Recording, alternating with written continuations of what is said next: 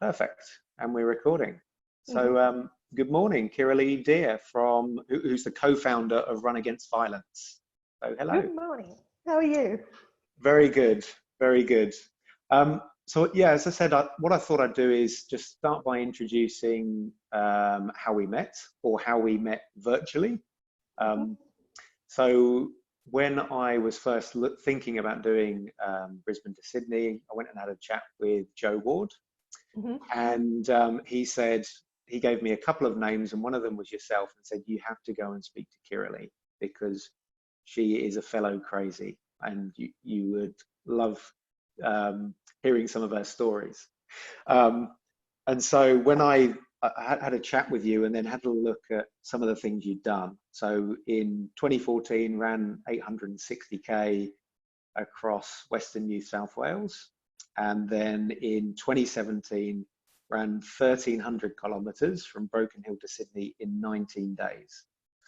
So why don't we start off with, why did you decide to do that? And then how does that tie to Run Against Violence and what you're, I suppose, trying to achieve and drive through that? The very first run, I had been doing ultra running for,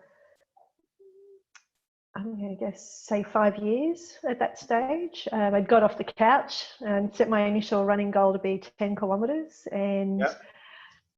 part of my brain forgot to stop. I just kept going after that. And my previous longest distance before 860 Ks was 262 kilometres on the Great North Walk. For your 40th? That was for my 40th, yeah. Yeah. Myself and two girlfriends were the first women to run it non-stop. So I did that Amazing. to celebrate my 40th birthday. Yeah. As you Great do. idea. As you do, as you do. Why have a party when you can set a record, I say. Yeah. So the first run, to step up to 860 Ks, I had been thinking about doing a longer run for a little while, but really where the motivation came from for that was we'd had a spate of murders. I was living in Sydney at the time, and 3 women were murdered by a current or former partner in very quick succession within a matter of days of each other. And it was at that stage I heard the statistic of 1 woman a week being murdered. And I had never heard of such a thing in Australia. I thought, this can't be our country. We don't do that sort of thing. This is a media beat-up.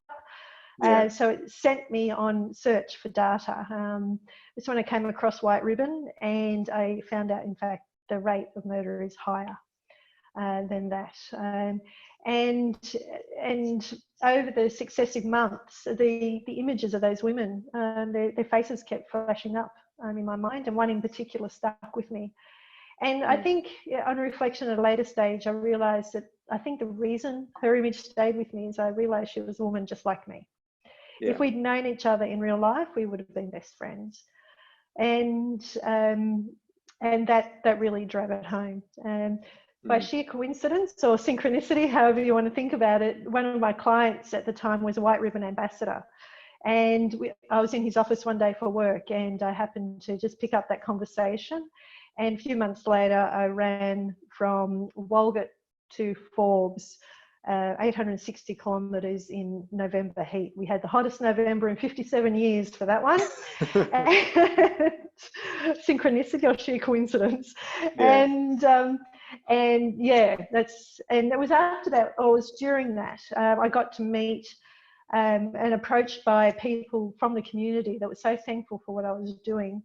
And look, it really started out as a charity run, and Brad, my head crewie at the time, who got me through that all alive, and I sat down afterwards and were so moved by the stories. We said, this isn't our finish line, we have to keep going. And that's when Run Against Violence was created. Oh, amazing.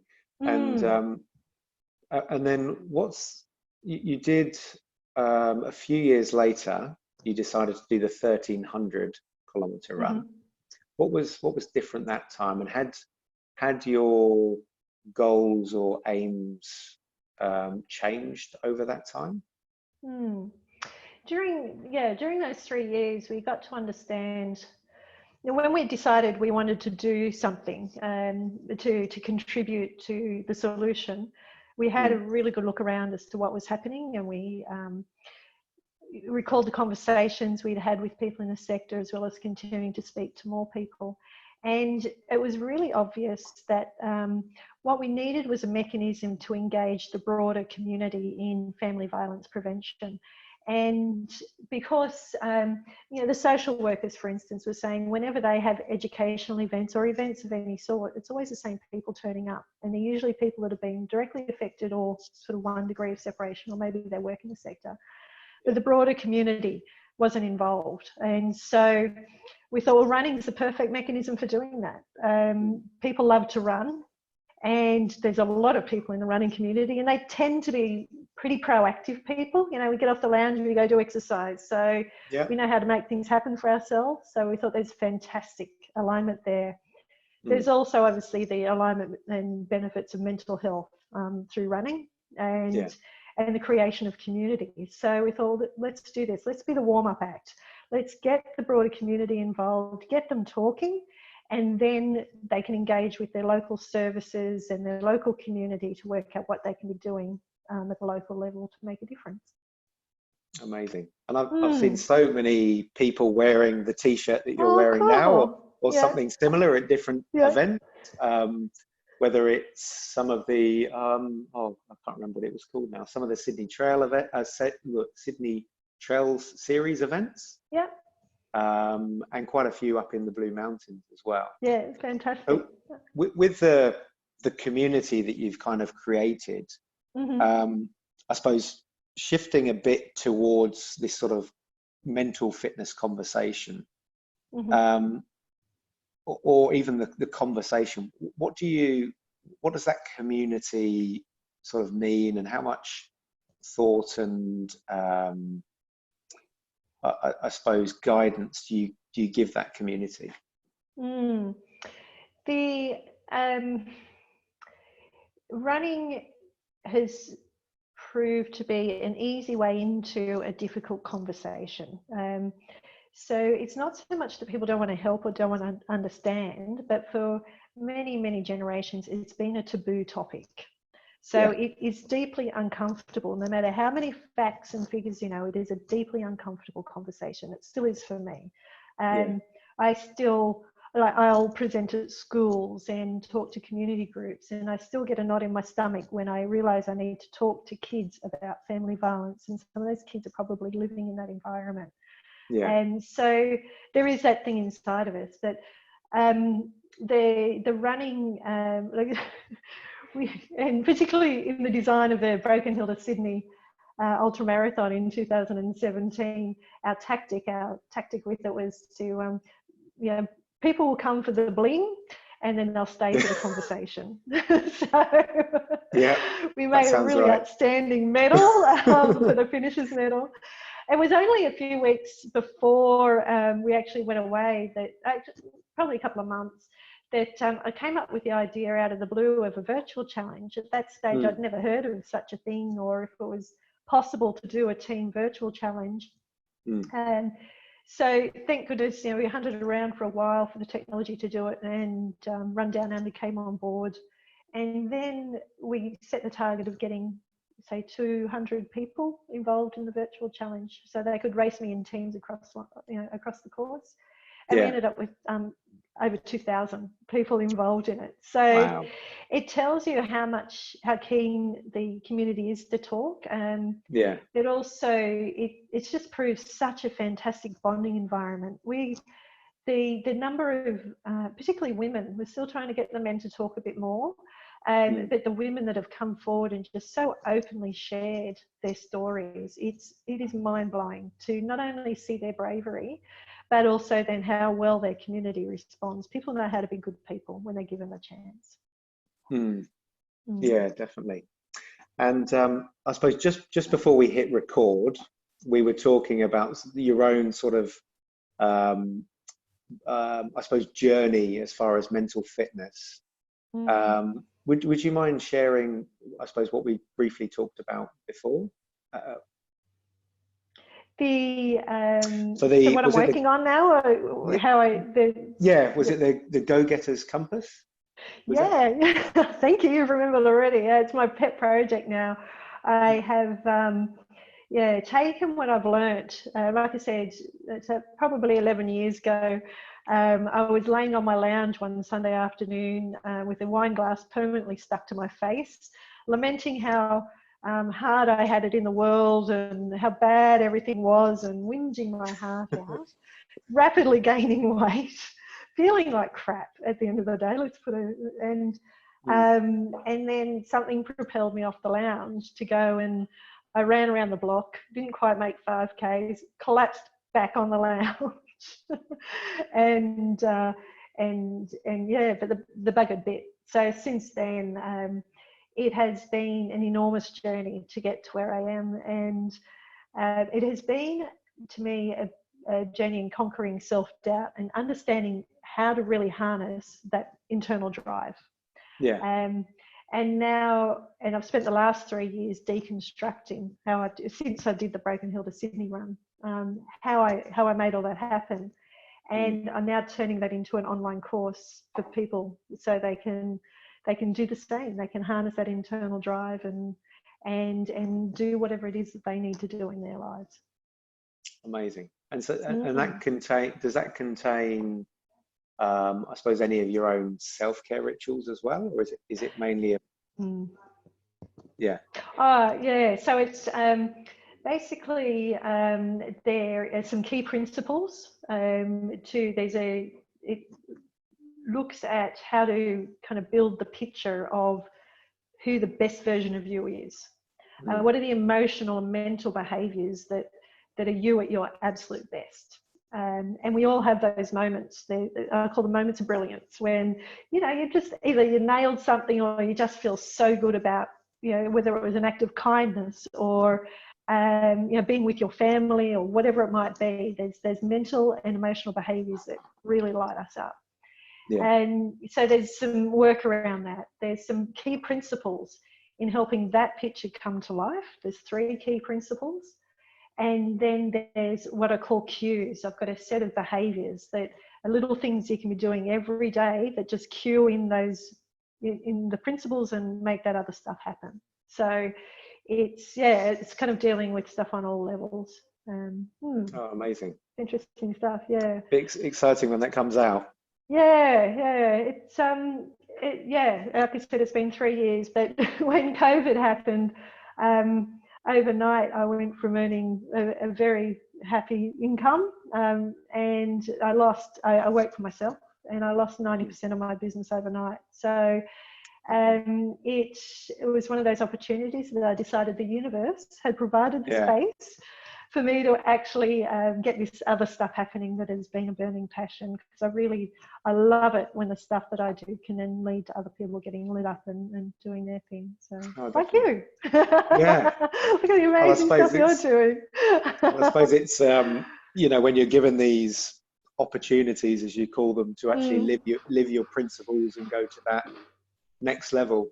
Because I remember hearing on I think it was the Sparta Chicks podcast, one of the things you were saying as well was around how each time you set a goal or something, you uncover some new limiting beliefs that you have to work through, which is so true when these obstacles come up. Yeah. And do you look at them as an obstacle or an opportunity? Yeah, absolutely. I think one of the distinctions that with the Go-Getters Compass that I get people to kind of tune into is knowing the difference between an adrenaline buzz and joy. So they're 2 very different experiences. They release 2 different types of chemicals sets of chemicals into your body. Adrenaline buzz is very fear-based. It's I was talking before about the different zones of achievement. And the middle zone, in that triumph zone, when your brain is cued into triumphing. I have to find a better word. I can't pronounce that one. Over adversity. You're going to have to go back and change the whole system. Yeah, yeah. It's cued into succeeding over a perceived failure. So there's a lot of you're conquering self-doubt, which is actually a fear-driven thing. And while you're cued into fear, it's those limiting beliefs that are driving that fear. So you've got to work out how you massage those thresholds. You can't ever remove them. Humans need limitation in their minds, but we need to make sure those limits are a nice, appropriate distance for what we want to achieve. And I suppose, so that's your adrenaline buzz is actually telling you that there's a fear in there. It might be really deep in your subconscious, but as soon as you get the tiniest flick of adrenaline, you've got to go pay attention to that and go, okay, so what am I believing about myself right now that maybe I need to change? I need to flip into a different space. And it's beautiful. Then you follow that and you go, oh, wow, I never thought of myself as this, or I've still got hang-ups from when I was, for ages when I was ultra running, I still remembered myself as a person that was carrying extra body weight that didn't need to. So it took me ages to realise I was actually a fit person. And things like being able to refer to myself as a runner. Because I wasn't a runner. So these little flicks of adrenaline kind of lead you down the path. You go, well, that's not relevant anymore to me. It's not useful to think that anymore. On the flip side's joy. And when we experience true joy, those really beautiful happies, the sustained happies that happen in running, that's when you're on a good thing. That's when you're doing what your internal drive really wants you to do, because it's releasing all the dopamine and all those sorts of things that are just saying, more please, give me more of this. So you follow that stuff. So that's the art of what I've learned to do. That's the good stuff. More of that. Well, you can get addicted to that if you like. So I thought we could jump into the quick questions now for a bit of fun. Oh, sure. Yeah, absolutely. So the first one, what is your favourite race? Oh, Coast to Cozzy. Absolutely. What was my favourite race? It's been defunct now, whatever, about Coast to Cozzy. I hope that comes back or some form, because I've read so many stories about that. It sounds all life-changing. That's the nursery. That's where I learned to run. That's my family. The race directors are my ultra mum and dad, and it was an intensely special experience. Do you listen to anything when you run? Myself mainly. That awful voice in my head. Lots of very bad 80s music at 3 a.m. Anything again that keeps you up and awake and there's the joy happening, that's going to keep you moving along through the night. So whatever that does for you. How many pairs of running shoes do you own? Oh, right now, one. One pair? One pair. Two. I've got my trail shoes. I lied. I've got three. I've got my road shoes. I've got my crossover shoes, and I've got my trail shoes. So I've retired as an ultra runner. I have not run much at all for probably the best part of 12 months now. So yeah. Who's been the biggest influence on your life so far? Oh gosh. Biggest influence on my life, not just my running life, my whole life. I don't think my parents, for sure. They have been through thick and thin with me, and they have, I think, taught me that work ethic, taught me that get back up. They have supported me in all my craziness, and they're definitely my parents. Beautiful. And favorite quote? Oh, I've got quite a few at the moment. Let me think of one that's good. Okay, this is a really nice little distinction. So there's a common expression that you'll be familiar with, which is do the things you love and you'll never work another day in your life. And I change that when I'm teaching people the Go-Getters Compass to do the things with love.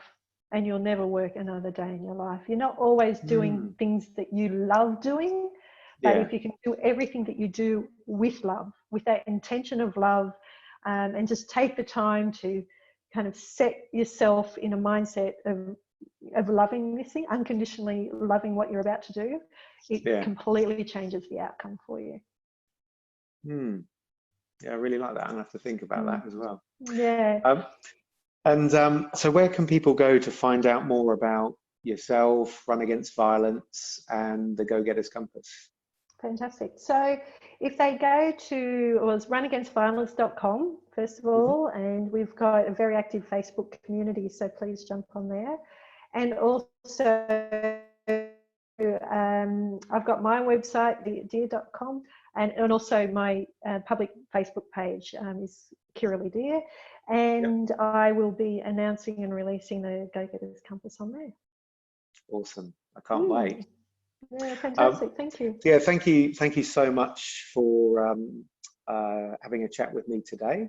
As I said, I really appreciate everything you did at the beginning. You probably didn't think at the time it was much, but you told me exactly what I needed to know at the time.